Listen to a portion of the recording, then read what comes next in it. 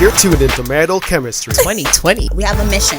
with your host, G-COHEN. You see, that's why your skin looks so cool like Exactly. Lisa. I was thinking about this one, and I think for most people who are married, they're content with their spouse. Richard. But it has to get the countdown and everything. Winita. Because really and truly, what you're going to remember like 10 years from now. Welcome to Marital Chemistry.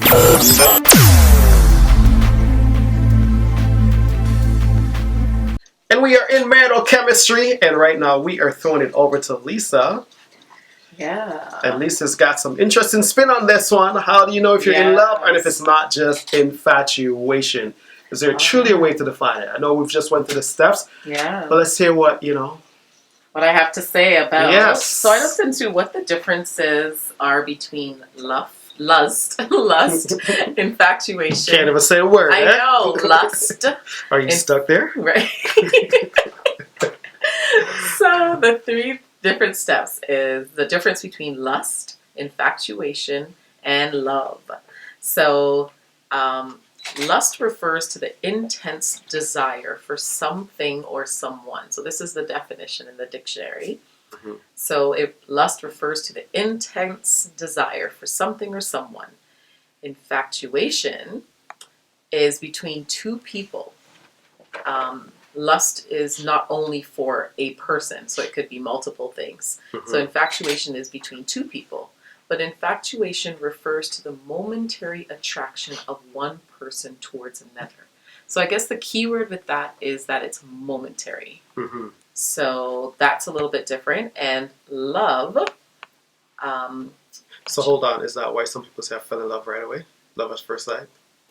Could be. Ooh, It could you be. been lying. Because unless it went to another level, then really and truly, they could truly be stuck. stuck. Absolutely. Wow. Absolutely. Okay. And I think that's one thing we have to look into is how, has it evolved? Right. And I think that's probably, now that I think about it, the difference in also being able to know the difference between where you're at with somebody else. So love, the definition of love is an intense feeling of deep affection, a great interest and pleasure in something. So you can see it's at another level if you think about it. The action or the verb of love is to feel a deep romantic or sexual attraction to somebody. So you can see clearly just in just the definition alone, there's a deeper level when it comes to love. But love also has more stability to it than lust and infatuation. So I was reading an article from Bustle, and they stated this as well when it comes to infatuation. So infatuation can have a physical and emotional elements to it, but it will not have intellectual elements, which I thought was very, very interesting. But I guess that also speaks to the deeper level of love and what that would bring. So the author also said from that article that we can find someone so physically attractive that anything but constant physical attention and pleasure makes us lose ourselves to them. We want it constantly, and we are bothered when we do not get it.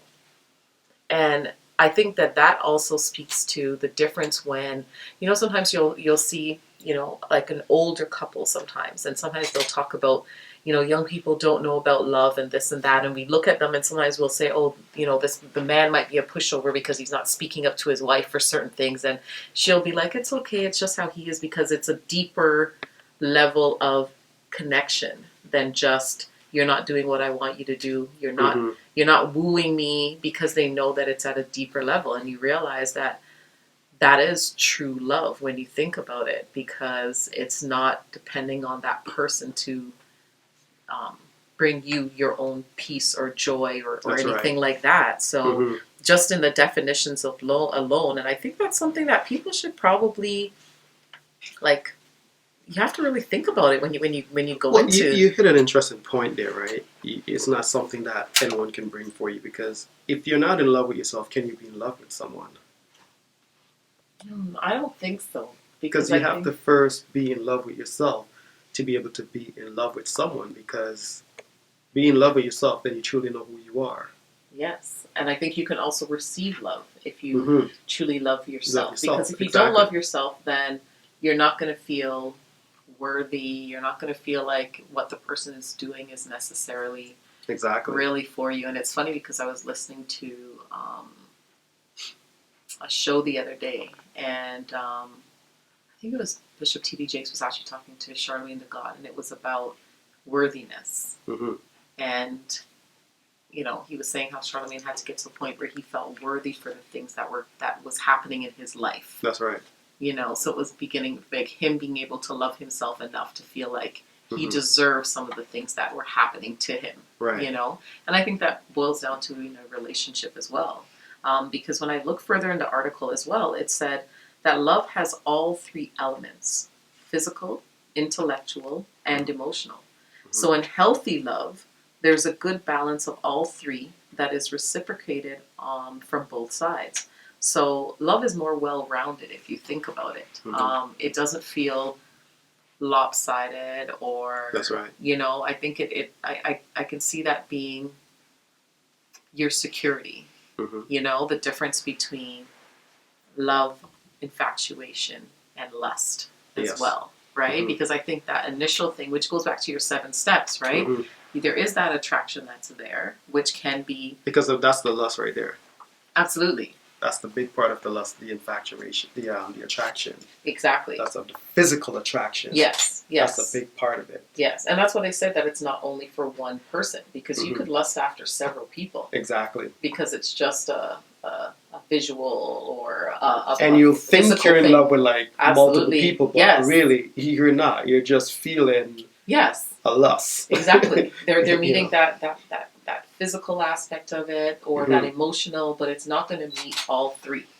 It really is not going to be able to meet all three. So, and then if you think of infatuation, it tends to be you kind of zone in on that one person. And I think that's where things can get into the stage of obsession. We can become obsessed with people and wanting them all the time, wanting them around you all the time. You're not getting your individual space. This is also why some people can outgrow others, because they can be stifled, or because they need that as they said, I guess they said it's that momentary attraction of one person towards another. So even though it's momentary, you can stay there though. Right. Like it says momentary, I think because they're expecting you to go to another level with it. But I think that it holds you in a spot for a period of time. And unfortunately, some people stick with that and remember that in a relationship. And there are so many sparks and they talk about all these things, but yet when you ask them something at a deeper level, it's really difficult for them to have that conversation with somebody. Exactly. Whereas I think they would be able to do it if they were at the stage of love. But then if I go deeper, knowing what we know there, I thought of, okay, so how do you know the difference if you're in love and if it isn't just surface love? And I think knowing now those definitions of those things and those 7 components of love, when you start to feel better with that person than you are apart. Right. So for example, that person is being able to meet those 3 things, like they said, that intellectual, emotional, and physical. When that person isn't there, you miss them. You either miss their touch, you miss the conversation, you miss how sometimes whether I get upset with them or I'm happy with them, I miss who they are and being around them. And I think that makes a difference. Sometimes you can miss just how that person feels physically.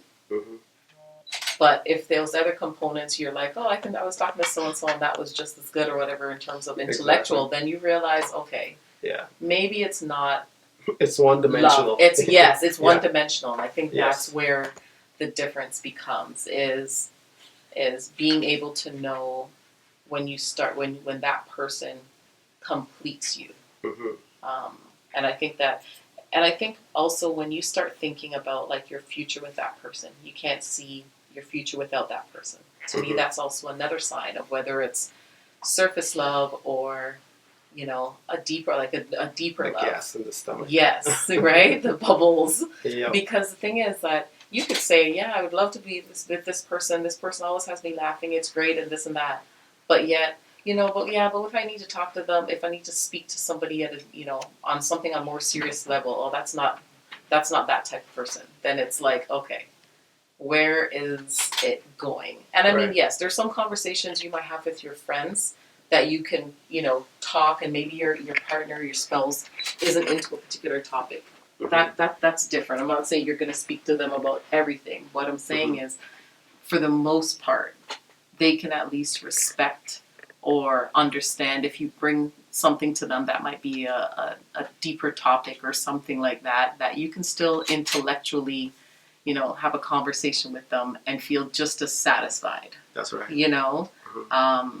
But I think that plays a huge part in being able to decipher those things. So definitely when you start thinking of the future, I would want this person to be there. Or, if things aren't perfect, if you think of it, you would still enjoy their company in the same way, because in some way they make you better. That's right.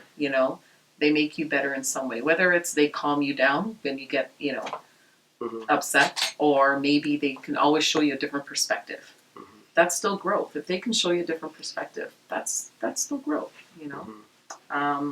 and then depending on how old you are, I thought of this in terms of an age perspective. That's true too. Because when you're younger, you don't see all of those different levels. Unless you're also like I was. That is true. And there's some people that think of it, but sometimes the execution of it, it's hard to decipher. It's hard to decipher lust, infatuation, and love. That's right. Really is, because I think it can be, the lines can be a little bit blurred, and they can cross over to something else. Because I would think if you're in love, at some point you would have had some form of lust towards that person, some sort of infatuation, until the dust settled and you were still able to keep it going. But you want to have that type of excitement and that sort of thing as your, I would say, foundation. As you're growing. Because at the end of the day, right, like, you can, what's that happen to this person, their ability to say hear, their ability to speak, would I be okay if they lose that thing that you're attracted to the most? Yes. That physical characteristic that you're attracted to the most. And this is really how we got to look at it. That physical characteristic that attracted to the person, like, that caught your eyes. Yeah. If they were to lose that, can you still see a future with this person? You know what I mean? Because, you may not always have the six-pack. Am I going to be okay? You know what I mean? If the six-pack goes. Yes, I appreciate the six-pack. I like it, but am I okay if it goes? Do I love the person enough to say, yeah, I'm good? Yeah. You know what I mean? So that's when you can really start to realize that, okay, I'm beyond the infatuation. Yeah. I'm beyond the lust. Yeah. Yeah, and I don't think that comes easy to people, because we, especially now, we live in a very superficial society where looks are everything. Right. And sometimes you miss that. The mental and the emotional outweighs the looks. Absolutely, but most people can't see that. Because I'll be honest with you. We accept when someone outgrow their clothing size.